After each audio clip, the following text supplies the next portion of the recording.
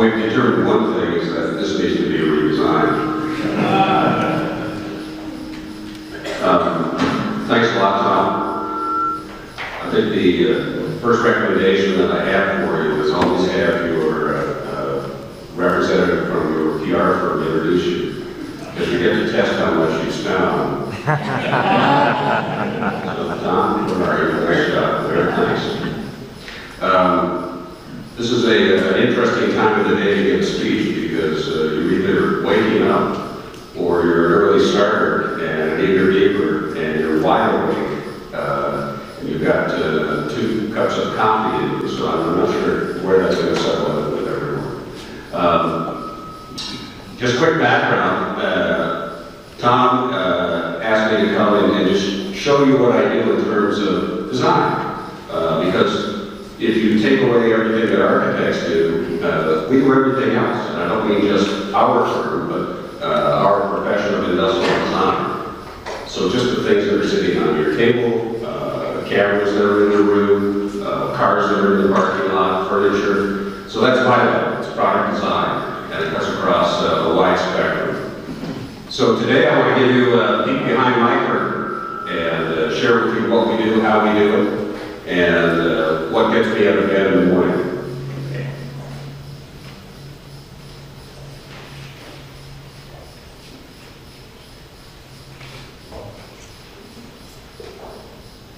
Great, thanks.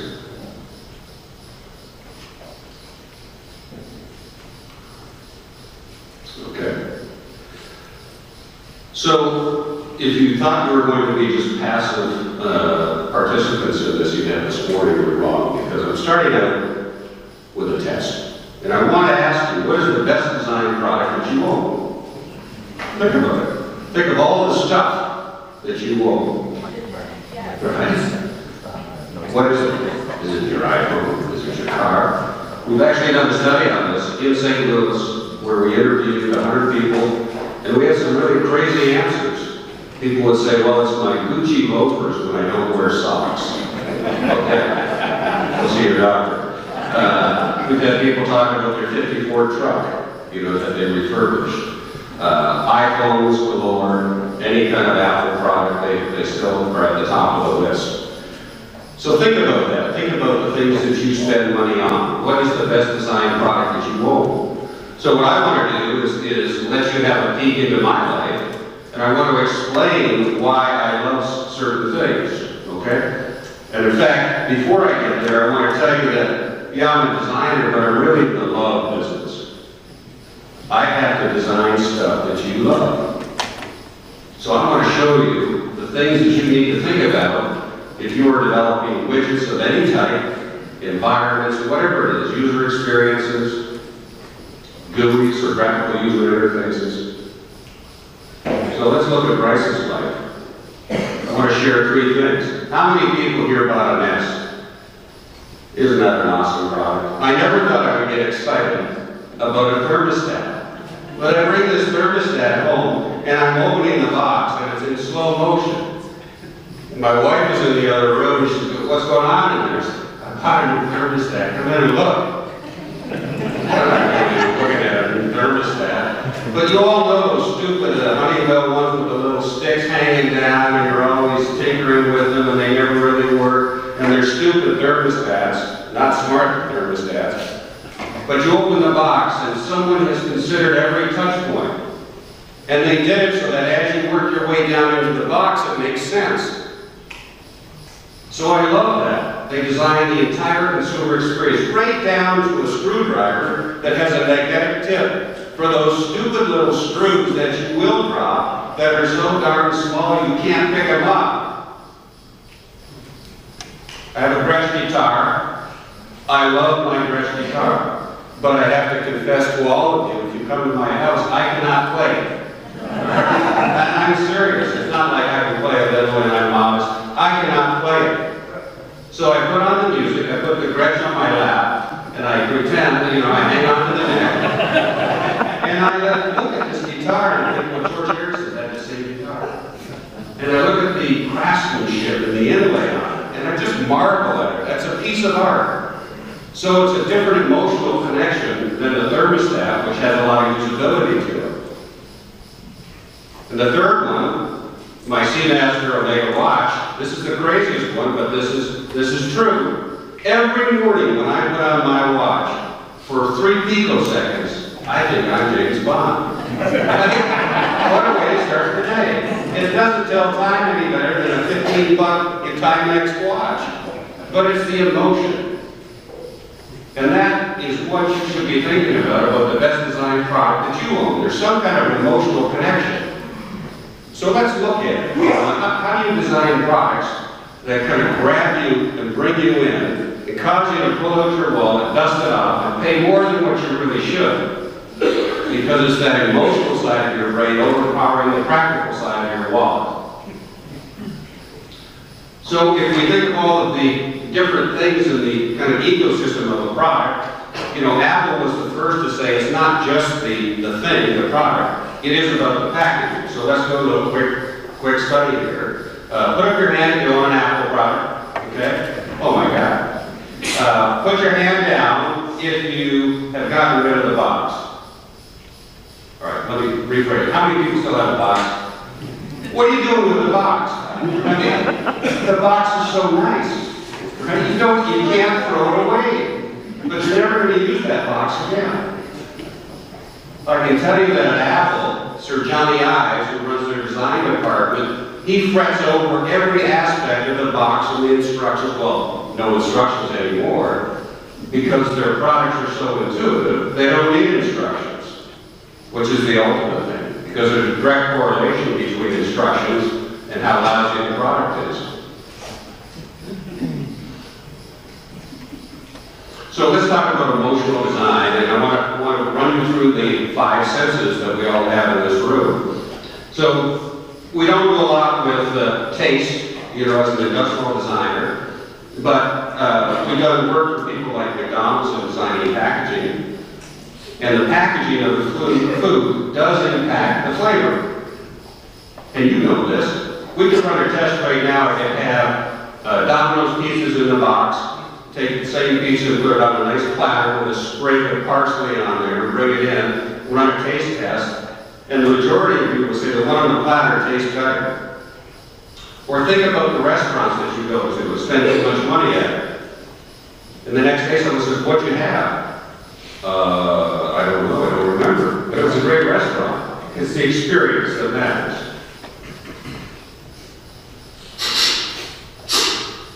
Smell. We don't do a lot with smell, but I did do a study in a crowd that was about this size 3 years ago, where I had 6 bags planted underneath the seats, and I had arranged before time. It's kind of irritating, isn't it? Especially in allergy season, you know. And I asked them to open up the bags all at the same time and not tell anyone what was in the bags. And what was in the bag was Johnson's baby powder.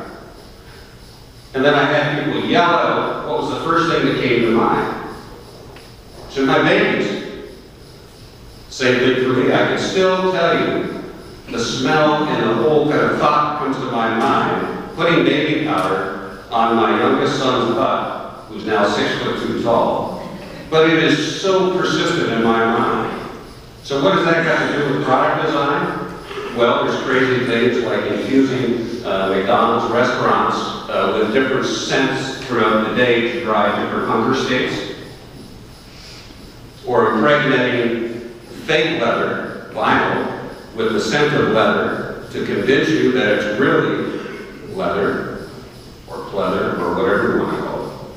But the 3 things that we typically look at that really kind of drive emotion. The first one, this was going to be irritating, it's going to be sound, but I just want to play it for a second. Not a fun sound.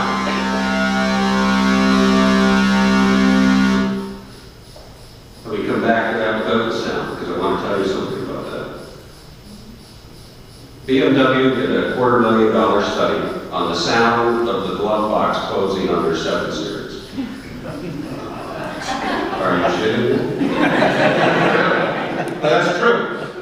Because if you spend $100 grand on a car, you don't want it to sound like a 1975 K car. And for those of you of my vintage, you remember Lee Iacocca's brainchild of the K car platform? You'd close the door, it sounded like tin foil, but then you'd walk over to a Mercedes, you'd close the door, and it's like thunk. So the sound of products, when you're turning a knob on your stereo at home, you hear. Or if you have a product that's clicking rather than clacking. All of those things matter because they contribute to how you perceive the quality of that product. First of all, full disclosure, this is not my boat. I wish it was my boat. But I love this boat. You know, you can't look at this boat, even if you're not a boater, and say, yeah, I'd love to have a little ride in that baby. It's just so beautiful. So obviously, one of the senses that is so potent to us as designers is the visual signature. How does it look?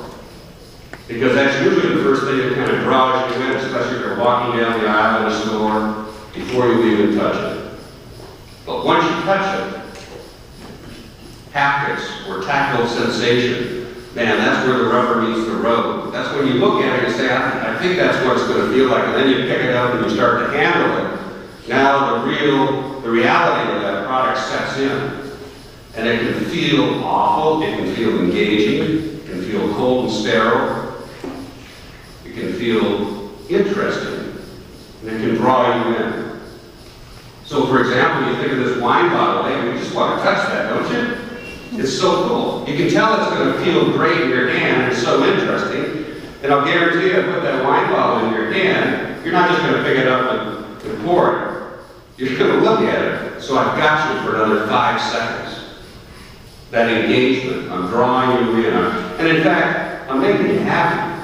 Back to the love factor. I'm making you love my product rather than another, non-classy bottle of wine with a boring label on it. So, as an industrial designer and human factors person, these are the 3 things that we typically look at. And we look at this whether it is a beer can for Budweiser, a surgical instrument for Medtronic, or the controls in a John Deere bulldozer, because they all matter. And it's really the emotional content. So if you look at this kind of graph of different brands, and we can argue of where I position them on this kind of index, where the ones at the very top are brands that are high engagement from a user experience standpoint. What I mean by user experience is all that emotional stuff we've been kind of talking about the last 5 minutes. Down to Walmart. So compare going into a Tesla store versus a Walmart store. Or some of the incremental differences, just Walmart to Costco. It's a little bit different, a little bit more upscale. Makes you feel a little bit different, attracts a different type of crowd. So when we think about designing stuff for brands, one of the conversations we have is, when someone says your brand name, what do you want them to think?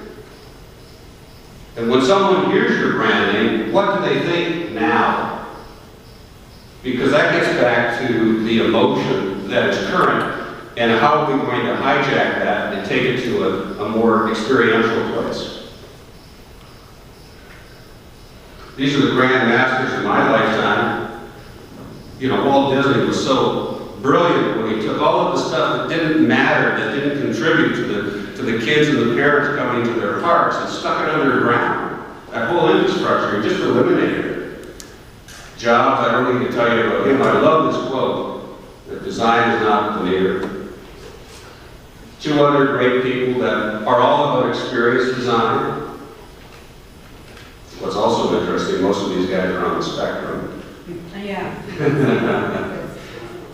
And then, think about it in the cosmetic industry. There's people that get it in different industries that have turned it into a global brand, because it's not just, well, my product's better than yours. It's everything. It's the box that comes in. It's the website. It's how they talk to you and message to you. A fellow down in the left who passed away recently is a fellow who started Aveda. The whole thing about Aveda is that we don't test on animals, and everything is natural. Who would have thought you could build a cosmetic company on that, when cosmetic companies are entirely based on sex appeal and beauty. And for those in the room who use things like compacts and eyeliner brushes and nippers, clippers, which we designed for cosmetic companies, they forgot that you have fingernails and you have fingers. You know, they look beautiful on the table, but you can't get into the darn things. And, you know, these things to apply, you know, stuff on your eyelash and your eyebrow, you know, they weren't designed like an instrument. They were designed to be beautiful. And they forgot about functionality. They forgot about you. You know? So let's kind of drill into it. How does all this design, how do we take what we've been talking about, all of this sensory, soft and fluffy stuff, and drive it home into products? How does that really happen? Well, all of the things that we've been talking about is called user-centered innovation. And user-centered innovation means starting with you. The consumer is the ultimate judge and jury of everything we design. And the consumer in the broad sense of the word. So if we're designing cab controls for John Deere, the only person that really matters in the end is the operator. Or if we're in surgery, it's the surgeon who's got the tip of the spear in his or her hand and they've got that thing inside their eyeball. You know, it's been designed for precision control. Or your mobile device. You know how to program it. You know, does it slip into your pocket easily? In the mobile device industry, I've never seen an industry that has designed a bunch of products that are sort of poorly designed, they're so slippery, that a whole other industry was created to compensate for the shitty design of the original. You know, get that, you know? But it's beautiful, and that's the disease of the design industry. Most people in my industry like to design beautiful things, and again, they forget that this is a user-centered strategy that should be applied. That's the last 20% that really separates beautiful things to beautiful things that work well. So what does it take? And I know this sounds simplistic, but you'd be surprised how many manufacturers that we work with do not go into the field and talk to their consumers and watch how they use their products. So watch and listen. You'd be surprised how many people say, well, the consumer doesn't get our product, they're stupid. And you'll see some more examples of, you know, innovation killers on the table that Tony put up. It doesn't make any sense. It's not that the consumer is stupid, it's that you didn't design something properly by watching and listening. And most people, when they ask the question, ask leading questions. So, excuse me, sir, how beautiful do you think this concept is? Well, you're already on the beauty scale. So you have to be so inert when you're asking questions that you're not leading the witness. Second thing is that if you design for global markets, you must go to different markets and understand the variances in the culture, because there are variances. And in some markets, there's huge variances. In other ones, there's very slim ones. But you need to understand that so that you can adjust your product for different regions of the world. In some cases, cosmetic differences can take into account those different differences. That's another one. In some cases, it's differences in how you set up the feature set of the product. What I love on the tribal side, especially when we design medical stuff, is going into a patient room or going into surgery, and you're looking at, you know, things are beeping and rapping, they've got the body on the table, and everyone's got the mask on, and you're looking over at some instruments, and they've got tape on some of the controls, or a post-it note that says, don't press this. It's like, oh my God. So as a designer, you know, that's gold for me, because it's like, all right, something's not right here. Someone forgot how the user uses this stuff. I've been in the hospital and you hear something beeping and rapping in the next room for about 15 minutes. You think, that person's going to die. I'm going to call the nurse for him. No matter how you study end users, and end users in the broadest sense of the word, it's not just the people using the product, it's everyone who touches it. It's the person who assembles it, who packs it out, palletizes it, who puts it on the shelf, who disposes it. That's the full user spectrum that must be considered. So it's a totally complete design. But regardless of how you conduct research to try to figure out what makes them tick, you need to use multiple research tools. Because every research tool has some kind of a quirk to it. It'll cause certain, weird behavior, so you need to triangulate. So we like to listen to what people say. We like to do covert observation. We like to interrogate them. Because what people say they do and how they really behave is never the same. That's why focus groups really are not that effective. Because if you've been in a focus group, you know that there's a bunch of people behind a one-way glass, having a drink, eating M&Ms, and they get fun of you. And you make shit up. I know you do, because I've heard you make it up. Oh yeah, I spent another 20% on that product. No, you would not. So that stuff does not work that well. So other things that are important, the very front end of the design thing is to look at the innovation landscape and to kind of look at the competitive landscape and to try to figure out, where those open spaces are, because that's where you need to be, because the most strategic and effective way to grow market share is not to compete on price. It's to compete on value, to find where's the best value proposition so that you can kind of get in there and really understand how to tweak the product.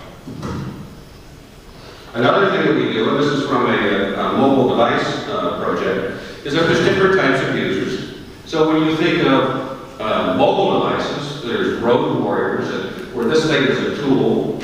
There's people where you may be going to soccer games or whatever, and it is less of a tool, it's more of a communication device. Everyone knows that.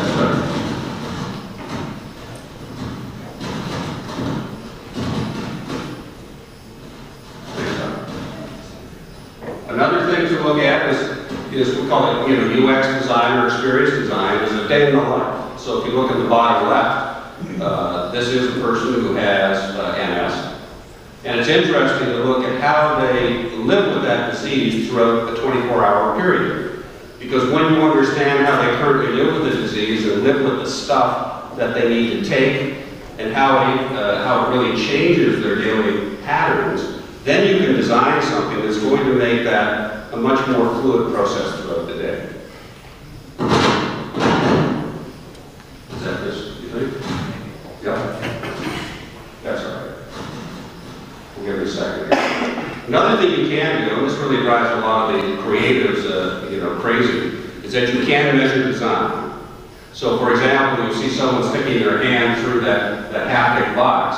And this is an example of some development work that we did for the beer can, repositioning Budweiser to hit the millennial crowd, which is an interesting concept, because you think about Budweiser, you don't think about 20-year-olds drinking that brand. But when you think about Budweiser and the drinkers of Budweiser, they're going to be all dead soon. So you better reposition the brand. Right? That's why BMW in 2001 came up with all the electronics inside their 7 Series, because they realized that all of those people that are buying these $100,000 cars and their age, they're soon going to be replaced with all of these tech-savvy ones that are coming up and they wanted to migrate. So that's a real long-term strategic thinking on how do you really kind of bring technology in and measure. We did a study where we measured luxury. And so tightly focused, this is for a company called Westrock that owns Calmar over in Kansas City. They're a pump company, so it's the same pumps, they have pumps for Windex, for, pesticides, but a big market for them is in the cosmetic space. They said, we want a pump that you can put on a bottle of $200 serum, open a jar, that really feels like it's worth 200 bucks. So we did a study where we go into Paris and we have all of these different stimuli, from pumps that have different pressures, pumps that when you pump it out, it gives you a dollop, or it gives you a string, or it gives you 3 strings. We look at the stroke length, all of the physical attributes of pump design. And lo and behold, and why we did it in Paris, we said, all right, that's going to be the ultimate, luxury benchmark for us. But we want to crack the code in China, in Korea, where the average number of products that are put on a lady's face in the morning every day is 8, which is significantly greater than the US, which I think that number is around 3 or 4. But what you find are very distinct differences in what connotes luxury between those two markets. And one of the things that was most surprising is that when you're looking at usability in the Chinese market, so many of the Chinese females were using their thumb to pump the serum out. Well, why would they do that? You know, this makes a lot more sense. Well, no, they have smaller hands culturally. And the stroke on these things is usually exceeds that. So if you're going to do something specifically for that market, take hand size into account. But also the visual characteristics. We found that certain finishes, you know, for the Parisians were very gouge. You know, that's, you know, we did that 25 years ago. Whereas in China, it's like, all right, that's what we want. So back to the global nature of different markets, they are different. And you can measure this stuff, and these in turn become design inputs. Another thing that we can do is, what we do consistently, is visualize products as early on as possible. And now with digital technology, it's so easy. You can do photorealistic renderings, and you think you're looking at a photo of the real deal, and you're not. You can rotate it around. So now, compared to 15 years ago, you can get things in front of consumers at a much more developed state. And with the advent of rapid printing, you can also get it into their hands.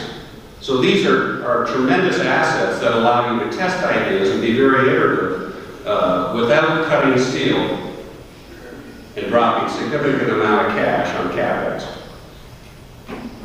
Here's an example in the retail space where working with Colgate-Palmolive, one of our clients, where we're designing bottles for this category, and say, well, when you're walking down the aisle, there's just a sea of this stuff. So how do you jump out of the category? And how do you even figure out whether you're going to be successful until you actually build and get it on the shelf, which, as you all know, is a very costly proposition. But what you can do now is you can take this shelf and you can drop into the shelf your new design, and you can test that. And you can see whether you're going to be visually disruptive, you know, with the new design, this new design in the center and the upper right, and see whether that's going to be significantly disruptive and people are going to pay attention. Because all you have is that first moment of truth as you're walking down the aisle, and I just need you to catch it out of the corner of your eye, long enough that you're going to pause, take a look, and reach over and actually pick it up and read the label or throw it in the basket. Which brings me to the next thing. If you have a portfolio of products, what you want to be able to do is have people look at your product, and without seeing the brand name, they know who you are. So for example, you could take the nameplate off of every Porsche, and everyone in the room would say, that's a Porsche. I don't need to see the name Porsche on it, I get it. Or Microsoft, can you do that? Not really. Think of some of the other brands. Think about the favorite product, the best designed product that you own. Do you know the brand? In that study that I told you about, where we talked to 100 people, the most shocking thing was that roughly 60% of the people did not know the brand name of their favorite design. And if you're a branding person, that probably gives you a heart attack, you know, because of the amount of money that you spend, you know, building the brand. You know, and all I want is a bigger label because I can get my brand name bigger, which is really not the most effective way to do it. What I call the tip of the spear, if you think of everything that you do on a daily basis, our hands are touching and manipulating most of the stuff we do. That is our human interface to the world. And roughly 95% of the things that you deal with on a daily basis are through your hands. So I want to take a few moments and talk about why hands are important in the design of any product. The first thing that I think you know that we need to address in the design of anything is we all come in different sizes and shapes. And while I'm going to talk about hands, this applies to our bodies in general. And we could all be 6 foot tall and come in different dimensions this way and this way. Or I can be 6 foot tall and I have long arms, and you're 6 foot tall and you have short arms. If you just take hands, for example, a small female hand to a large male hand, the difference can be 1 3/4 inches in length. So when we're designing a computer mouse for Microsoft or one size fits all, that's a tough proposition. Or surgical instruments. So think about it. Another thing to think about with hand size variability is strength directly correlates to the cross-section of the muscle. So small hands have small muscles, smaller cross-sections, they're weaker. So they tuck around faster. So if you have repetitive tasks, all of that stuff comes into play. You have a smart hand, you have a dumb hand.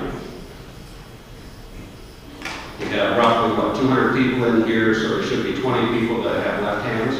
Not left hands, we're left-handed. How many left-handed? Yeah, how many people here have a left hand? Left-handers? Okay, all right. So roughly 10% of the population. And of that 10%, roughly 60% of those lefties are highly ambidextrous because you grew up in a right-handed world. So let's kind of look at the smart hand for a second, because this is how we think about things, is that you have, the thumb is the smartest, and the index finger, the thumb and index finger is the smartest, the thumb is the strongest because it has this huge muscle group here.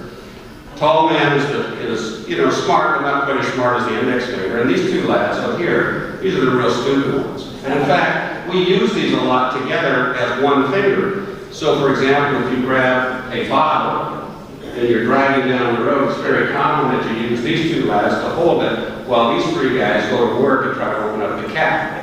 The three smart fingers.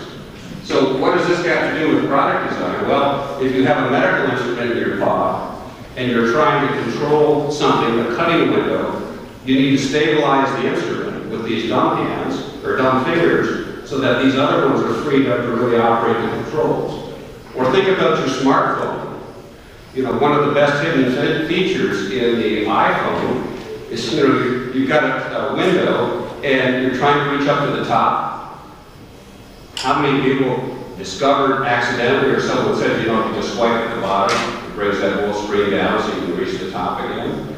But that whole reach zone with different fingers matters. And then the other thing that compounding design is that if you're doing a transgenerational product that is supposed to accommodate small, large hand or young to old hands, this is really tough. The two on the extremes, they can't get into a pill bottle, but for different reasons. The baby's hand, up until you're around 7, 8, 9, because there's a lot of variability in motor skill development, they can't push and turn. They can't knit those two actions together. Their brain can't do that yet. So that's why they can't get into a pill bottle. My mother's hand, on the other hand, she can't get into the same pill bottle because she has arthritis. And for women, the first thing to go on you is your strength. Men, the first thing that goes on you is your eyes. So eyes at around 40, 45. Women's strength starts to decrease unless you're doing strength training at around 50, 55. So if you take a 65-year-old consumer, female consumer, they typically have half to a quarter to a third of the strength that they had when they were in their 20s or 30s, which is a huge difference if you're trying to get into a potato chip bag, anything like that. You can probably remember, for those of you who have children, what that baby's hand felt like. Huh? Just think of the permanence of that. You can still feel it, how soft it is. I can still remember, I grew up on an apple and cherry farm in southern Ontario. That's why I probably said Projector A or something like that. And the reason why I'm down here standing before you is the only Canadian that cannot skate, so they can't be at it. But I still remember sitting on the couch and hanging on to my grandfather's hand. And it was a rough hand, but I remember the temperature. And again, the permanence and the power of tactile feedback on products. And you can run a little test yourself. Next time you're in a room with a bunch of your buddies, bring out all your mobile devices, turn up the lights, and start to rub the surfaces of each of the different mobile devices. Sounds like something you can get arrested for, but it's actually a study that you can perform at low cost. But you will rub these different surfaces, and some of them will feel very sophisticated, some of them will feel very cheap, some of them will feel very rugged. And Again, sweating those details is so important. But as we age, this is the depressing part of the presentation, as we age, we prune. So if you look at aging hands, you lose that kind of adipose tissue, and it's almost like pulling a balloon over a skeleton. So we've got products being designed by young, healthy people, and all of those really cool textures that you put on the product to give you a good grip really hurt hands like this because they have no padding. And the skin is so tender, you know, it can tear and shear so easily. Kind of leads me into my biggest beef lately, is dignity. So there's a lot of talk about the dignity of dying. How about the dignity of living? And it's becoming more and more important to me, the older I get, is the products that are designed to facilitate aging in place really suck. You know, for those of you who have parents, my parents are fortunately still alive, they're in their early 90s. And my dad keeps reminding me, oh, you designers, you must think the older you get, the more you love ugly things. Because that's all I can buy to help me out anymore. And you know, you go into the bathroom and it looks like a torture chamber, you know, with craft bars and, you know, seat risers. You know, everything that my parents lived with now in terms of products erodes their dignity every day. And it reminds them, hey Ted, you're an old fart, you're almost dead. You know, so just think of the opportunity that presents to take the same cost structure, but to design it differently, that respects and brings dignity back to living. This is an enormous market opportunity. How many people have been in the hospital? All right, wasn't that a great experience, huh? I love learning these things, you know. You know, the guy or gal who designed it, how do you tie that? You know, you can't do it. And I love the fact that half of your personal parts are hanging over the back. There's no dignity in going to the hospital. No one has really kind of thought about that. You go into a hospital, and the first thing you think about, I'm going to die. Because everything in there reminds you, you know, that you're pretty sick. Everything is cold and sterile, nothing's positive. You go into a Four Seasons or a really nice hotel, you know, the ambience, you know, think about importing that ambience. In fact, Walt Disney, one of their most profitable sectors right now is their consulting services, where they're consulting the companies on how to design really cool user experiences. But the nice thing is that there's many compassionate doctors out there, and you just have to find the right one that really gets you. Okay? I love this walker, you know, the most sophisticated thing on the planet, you know, with the tennis balls and everything. And yes, there's better designs, but they're not covered, you know, through your healthcare plan. So that's the, you know, mass market solution. And at Christmas, you know, you get a new set of tennis balls, you know, for your walker. But for those of you of my age, you know, remember the umbrella stroller? That was a pretty primitive stroller. But now they have Jeep strollers. You know, you have lights on strollers. There's even a stroller you press a button and it collapses itself. They have solar arrays to keep your coffee cup and to recharge your cell phone so that you don't have to pay attention to your child, you know, 3 feet away from you. So why can't we take the same thinking that's happened in that category and apply it to the medical products, to these ambulators and rollators and all of that stuff? So here's a great example. You look at on a stroller, there's a place for everything. On the other product, there's a place for nothing. So one thing to keep in mind for anyone who's thinking about new market opportunities, all of this aging in place, it is the largest volume of people going into retirement with the largest disposable income in history. So I must tell you that if I trip and fall, I'm going to spend a little bit more out of my own pocket and not get the one with the tennis balls because it's not going to make me feel that good. And some of the facts are pretty stunning when you look at the scale of the aging in place market. 6 million to 20 million in the next 2 decades for 85 people 85 years old. 10,000 people a day turn 65 for the next 2 decades. It's massive. It's a massive shift in the opportunity to design products for that group. And one thing is not changing, you know. Women are going to be buying the majority of things and being the primary decision maker for households. One of my big beefs is packaging. You know, you buy a product, you can't get into it, right? Especially if you're on the road, you buy something in a clamshell, you can't take a pocket knife with you right now because you think you're going to bring down, you know, 777 with a pocket knife.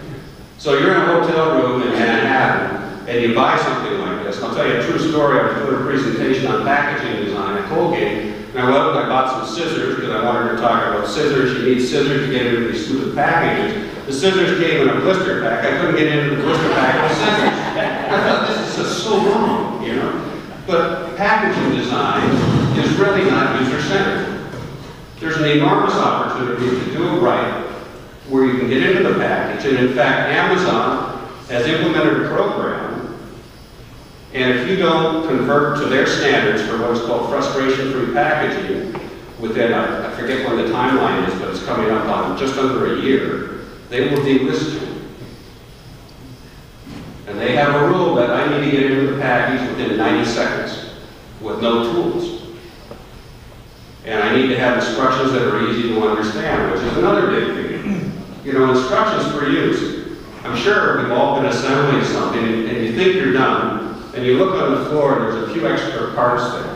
Right? It's like, all right, are those extras really extras, or were they going in there somewhere?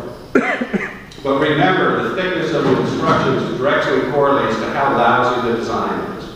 That is the band-aid on it. But in many cases, you still do need some instructions for use. So designing instructions for use that are intuitive and straight to the point and not confusing is really tough.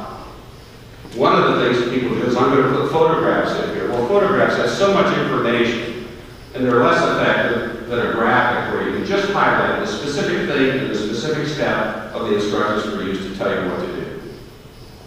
So a point to be made here, you design a product, don't just throw it into a bag or a box, design that like Nest, like Apple, and pay attention to the instructions for use. One of the things that is a fact, and we all live it day in and day out, is that we are always on, we're always connected now. Man, we've got apps to manage apps.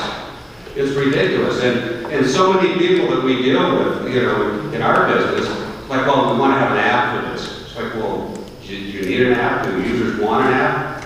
And it's kind of like, well, it really doesn't matter. You know, we just want an app. So if you think of this digital ecosystem that we're living in, we have so much information coming at us.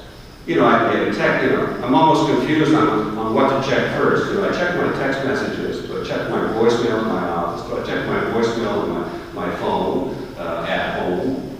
There's so much. We're like drinking not from a fire hose, but from fire hoses. And the toughest part of us is just living day to day is how to manage that and not to get sucked in and go down the rabbit hole and get into your inbox, letting your inbox control you, or jumping into LinkedIn, an hour later it's like, oh my God, I just wanted to send one message, and I start clicking through. So when you think about this ecosystem, it's not just the software on the product, it's the web experience, it's the cloud experience, it's the physicality on what you press. Is it a hard button? Is it a soft button? If you're colorblind, are the colors do they allow you to discriminate between red, green, and orange, which is the most common color blindness spectrum? In working on things like displays and the cockpits of jets, which we've done, that's a big deal. The last thing that the generals don't like is you accidentally drop a harm missile at like $5 million because you thought it was green and not red. But you think of all of the stuff that we deal with, what I call digital noise, and you know, all of these dashboards and interfaces, they're so complicated.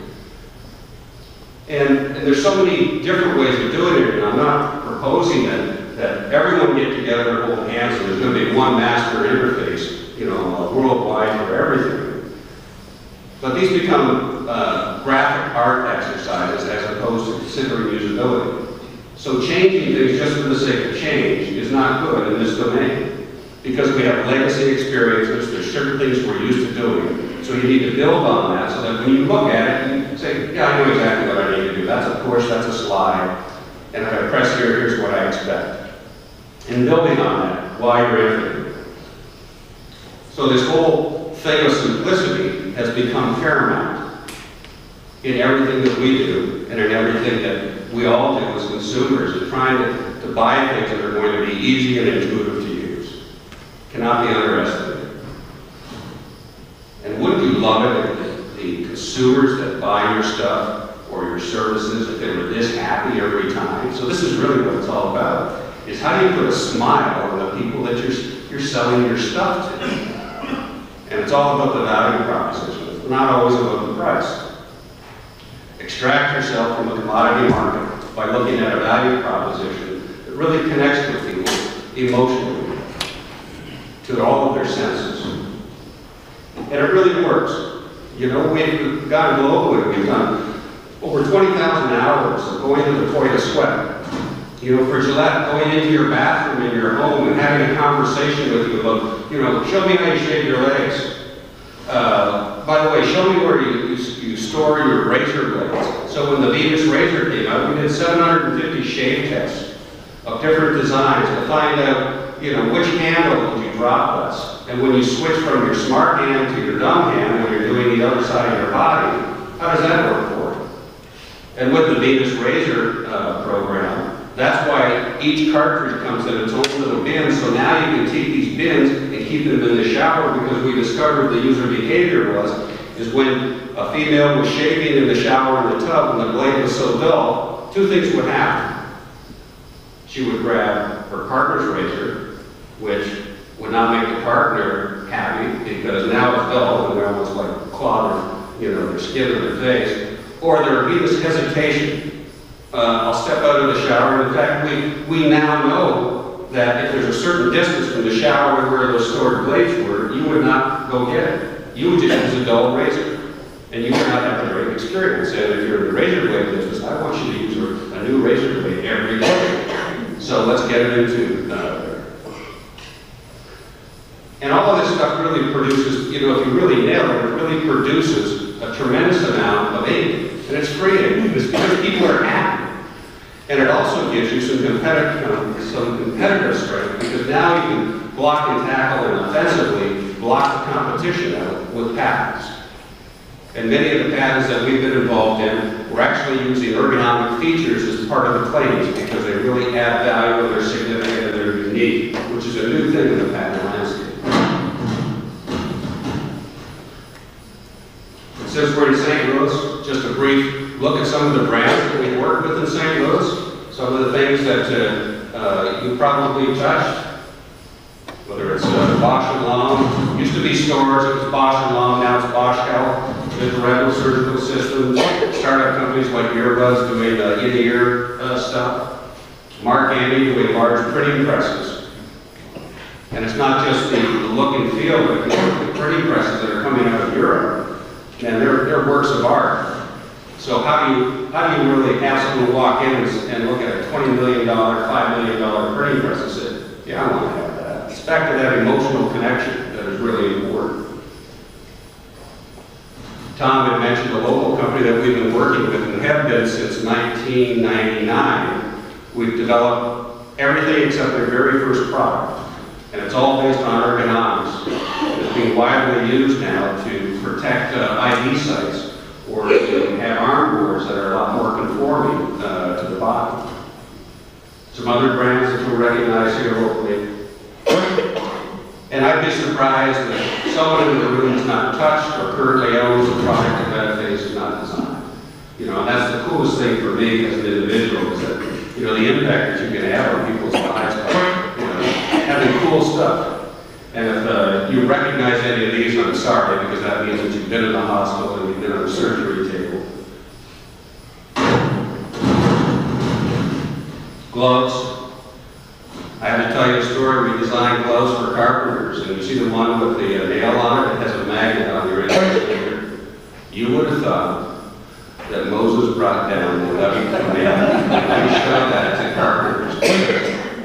Look, I got a nail, you know, and it was brilliant. And it was one of those things that, unless you go to a site and you look at the amount of time it takes them fuddling around inside their tool belt to grab another nail, it's like, well, if you're doing that for 8 hours a day and I can save you 30 minutes and make you that much more productive, that's a big thing. And it's a little friction point that if you had a focus group, they would never say, you know, I could really use a magnet on the tip of my finger. You know, you have to see where people are struggling to really get it. GUIs, we talked about that, wide range of GUIs, and food and beverage packaging. Trying to get you into your food faster and more delightfully. Tony set these on the table. These are some things that I've heard. These are some pretty whacked excuses for not being innovative in companies. And I'm sure you've never heard any of these in your own organization. But when you look at them on paper, they're really stupid. The one that is the stupidest is I've been in meetings and you show them an idea and it's usually kind of an engineering-driven thing because engineers are very good at what they do. They're very challenged in trying to look at into the future. It's just the way they're wired. It's not a criticism, it's just the way they're wired. So, well, we can't do that. Why can't you do that? Well, we've never done that before. You're right, that's why we call this a new idea. So what you need to have is a jar on the table, and anytime someone says one of these stupid things, don't put a 5 spot in there, and then that's going to fund the party, and they don't get invited. Thanks very much.